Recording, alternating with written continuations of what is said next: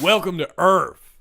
10,000 subscribers. We have 10,000 subs. I never thought I'd ever get there for this show. I never could imagine that. It's because of you guys. You tell your friends about the show, you tell your family, you post it on Facebook and Twitter and all your favorite forums, and it's so awesome. You guys have no idea how happy this makes me.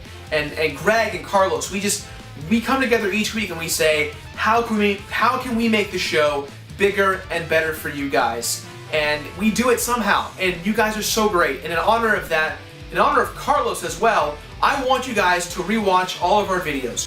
Here's what I want you guys to do. Rewatch one of our videos based on your favorite artwork that Carlos has done, and leave the comment, "This artwork is my favorite because," and leave something awesome. It's really great, it's your favorite game, it brings back childhood memories, whatever you feel best. Based on our decision, one lucky winner will win a free copy of Super Meat Boy, Banjo-Kazooie, and Mega Man X, all with signatures from myself, Greg, and Carlos. I will announce the winner in a couple of weeks, so stay tuned to find out if you won. So once again, guys, thank you so much from the bottom of our hearts here at The Completionist, and with that in mind, there's only really one word left to say. Yes!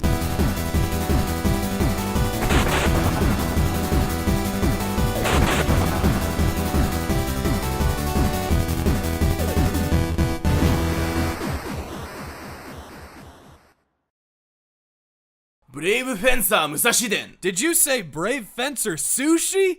Hell yeah! 今週のコンプリーショニストへようこそ。あれ？いつの間に日本語喋れてんの？よっしゃ！クマ！ Brave Fencer Musashi, also known as Musashi. This is one of those ancient games to stem from the golden era of Squaresoft that definitely needed more praise than it received. I, like most people, knew about this game because I had bought Final Fantasy VIII, and everyone who bought Final Fantasy VIII got a demo of Brave Fencer Musashi. But Beardman, you do not know the way of the samurai. You have dishonored your father. You hurt my head off. First off, this game isn't so much about samurais as you think, Greg, and second, that's just incredibly inappropriate. You dishonor your father!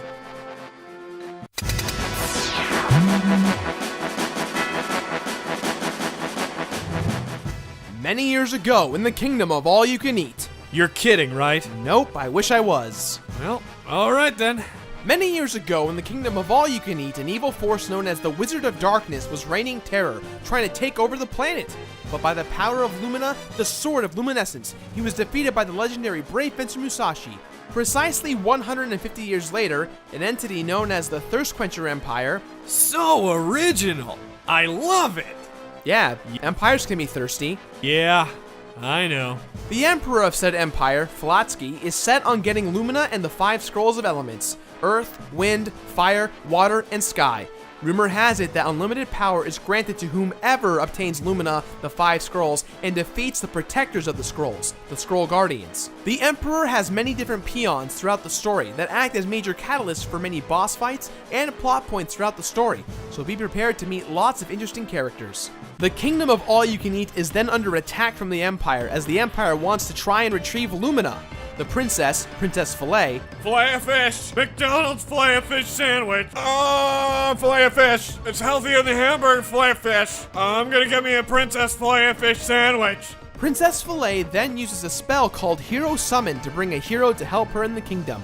Suddenly, a little boy known as Musashi appears. Now apparently this small version of Musashi is not the one from many years ago, but rather it's him reincarnated. Legend has it that Musashi will save the day once more. Although this Musashi is very resilient because, well, he's been summoned from a completely different world to defend this one. While on his quest to go out and get Lumina, the princess then gets captured, and now it's up to Musashi to restore power to Lumina by collecting the scrolls, defeating the Guardians, and stopping the Empire. Our small hero Musashi goes out on his epic quest to prove to everyone that he definitely is more than what meets to the eye. Greg, I said more than meets the eye. Greg, more than meets the eye. Transformers, more than meets the guy. Filet-O-Fish!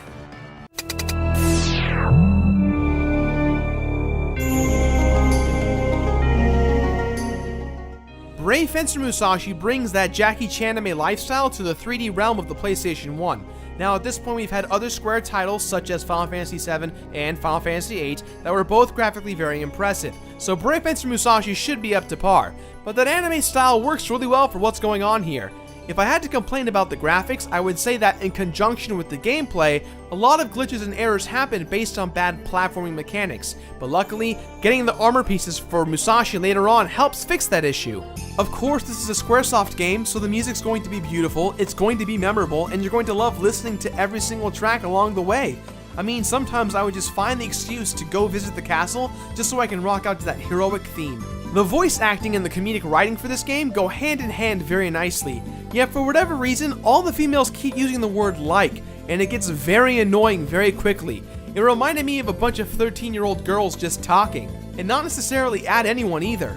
Oh my god, Brian is like so she's like, it's all over the like, oh my like. Collecting the 5 scrolls really shows off the great potential of environmental manipulation within this game. You cannot progress at certain parts of this game without using one of the 5 scrolls. Now, the Earth Scroll performs earthquakes, which usually knocks boulders over or clears a path for you. The Water Scroll gives you the Water Shield and the ability to shoot water as well as walk on water. The Fire Scroll lets you shoot fire like a flamethrower. The Wind Scroll allows you to power through particularly strong wind patterns through tunnels in order to get to certain areas. And the Sky Scroll literally lets you hover. One of the best moments in this game that really shines to me, in terms of setting a fun tone, is right in the beginning moments when you finally retrieved Lumina. Square takes a page from Indiana Jones and you are suddenly being chased by a big head statue. Not quite a boulder, but it's close enough. There was just something so fun about that boulder head thing trying to kill me via lasers moments before, and now it's still trying to kill me while I'm running from it. And yet, while I'm running, there still was never that really big sense of danger, but I still felt pretty badass just running from it.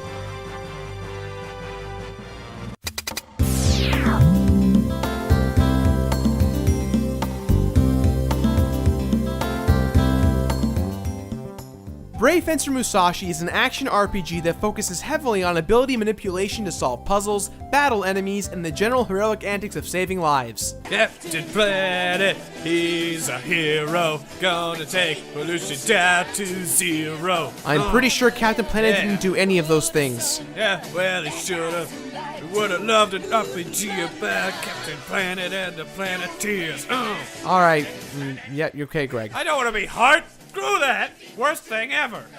The game splits itself into chapters as the story develops, giving you a feel of progression. And luckily for us, this isn't one of those games that if you didn't do something in chapter 3, let's say, then you're screwed for not doing it for chapter 5.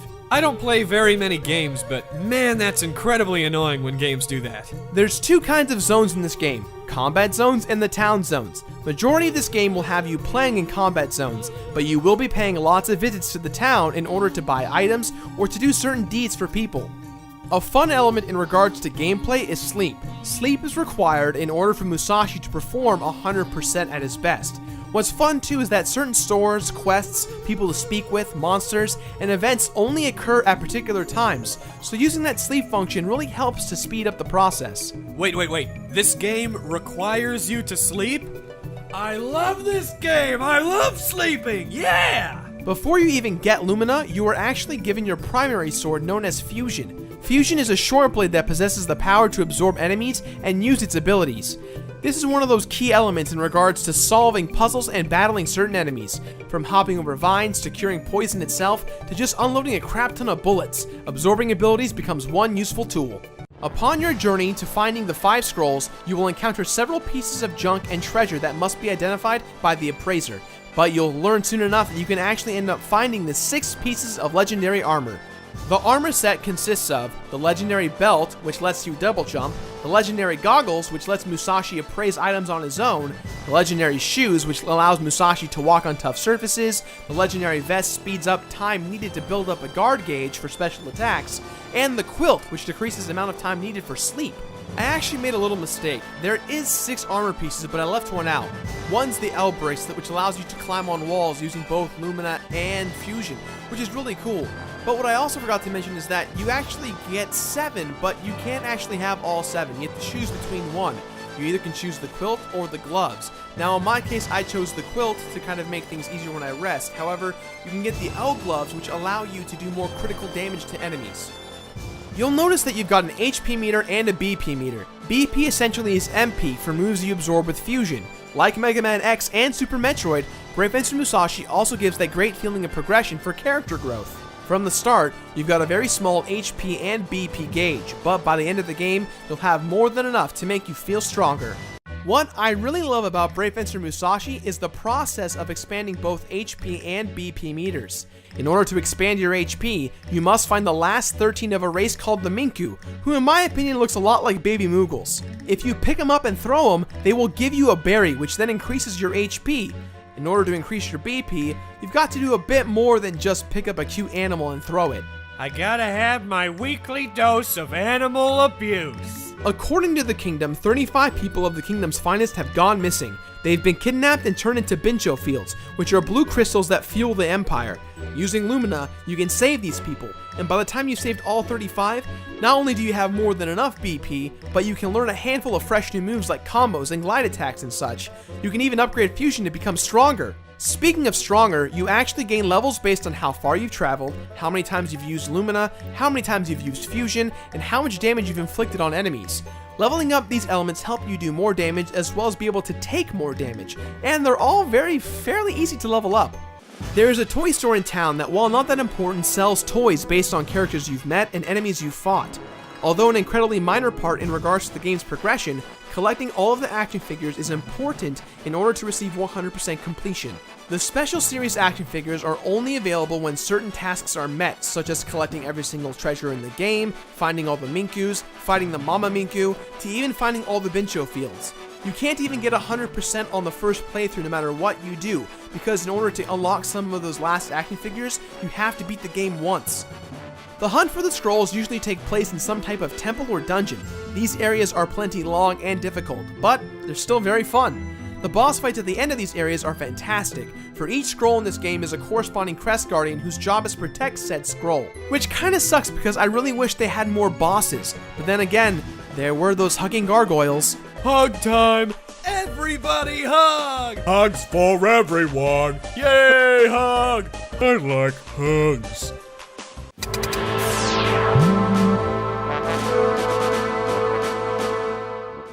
Alright, so you've leveled up all your stats, you've purchased all the action figures, you've collected all the treasure chests, you've collected all the Minkus, you've defeated the Mama Minku, you've saved all the people in the Bincho fields, you've collected all 6 pieces of armor, and you've gotten 4 out of the 5 scrolls in the final chapter. It's time to man up and finish this beast.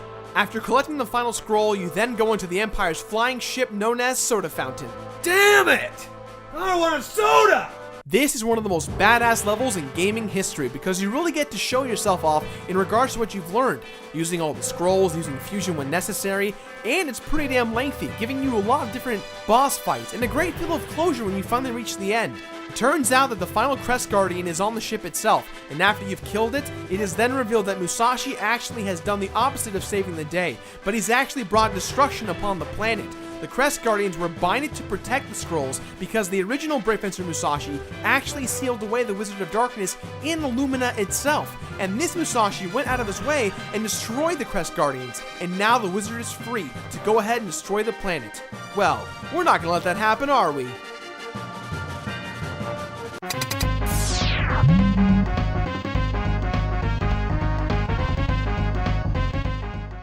To 100% complete this game, you need to acquire all of the action figures available in this game. But like I said, it's impossible to get all of them until you've beaten the game once. Once you've beaten the game, you can then save the game file and you're transported back to the beginning of Chapter 6.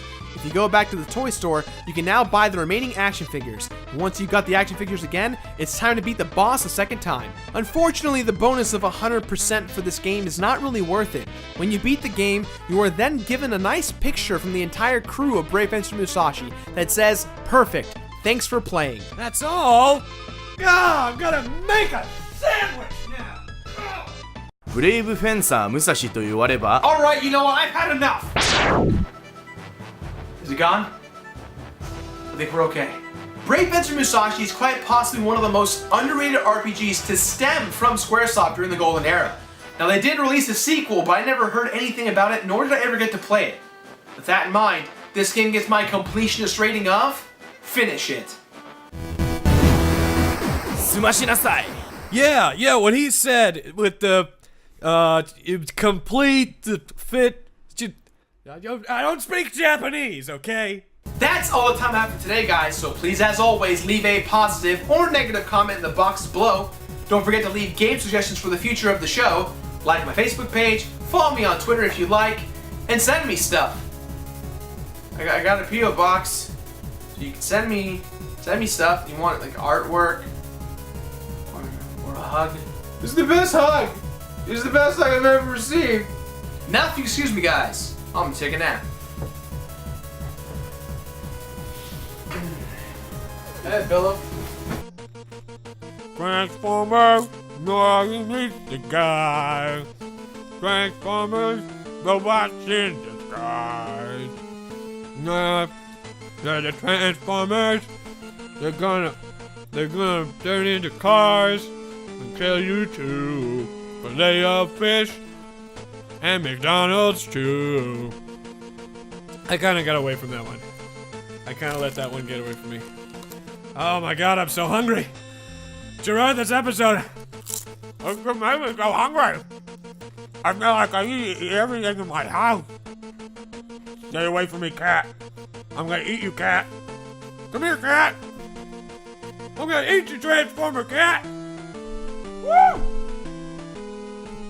Play a fish.